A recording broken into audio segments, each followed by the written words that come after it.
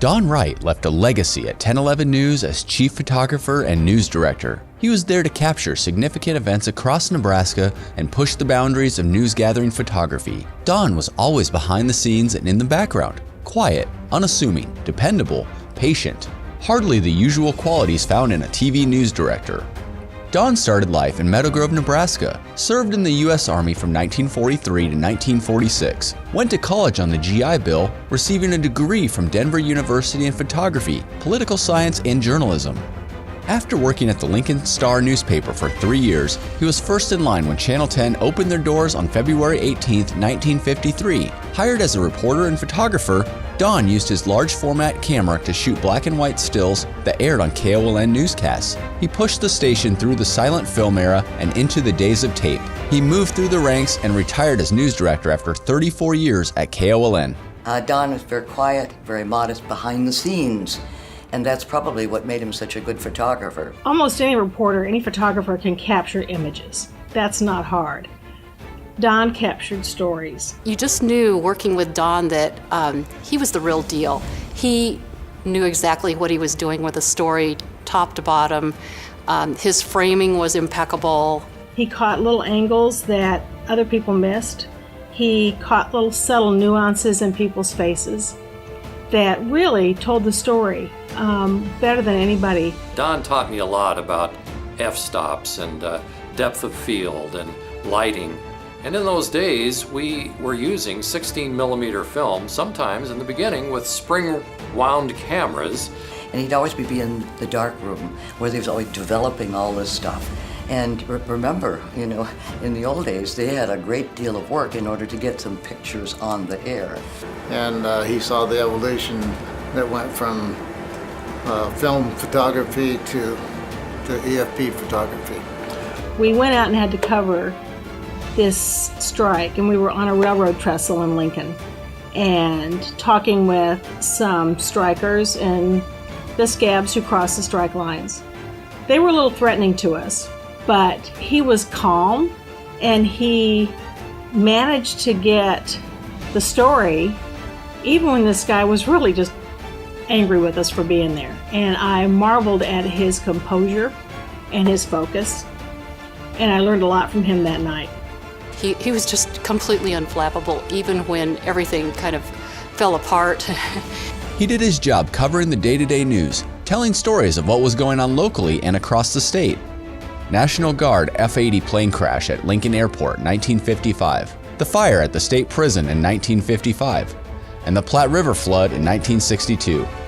Many important political figures of national and worldly interest passed through. Don was there to capture these moments.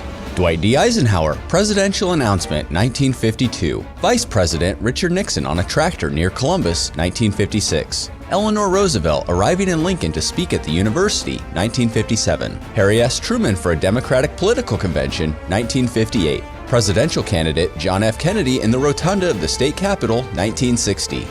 Lyndon and Lady Bird Johnson at a campaign stop in Lincoln, 1960. Ronald and Nancy Reagan at KOLN Studios, 1961. And Nebraska State Senator Terry Carpenter in the unicameral 1970s. In 1957, I was a freshman at the University of Minnesota, and one day I sat down to read the newspaper, and there were headlines in the Duluth News-Tribune, one of the biggest mass murders in the history of the United States. Don Wright was also on the scene when the Starkweather murders paralyzed Nebraska. I looked at the picture. It just took my breath away. How could somebody who was my age and had red hair like I had red hair do something like that? I didn't realize at the time that that picture was shot by Don Wright, KOLN KGIN television in Lincoln, Nebraska. Don's pictures of Starkweather went viral. They were published in Newsweek, Home, Life, and Good Housekeeping magazines, in addition to the AP and UPI wire services. Don Wright was never wrong, in terms of the way he shot pictures. We called him Darn Wright. And that was pretty racy back in the 70s, But, So he was just a jack of all trades in the newsroom, and anything that went wrong, Don fixed. He always was in charge of the news fleet.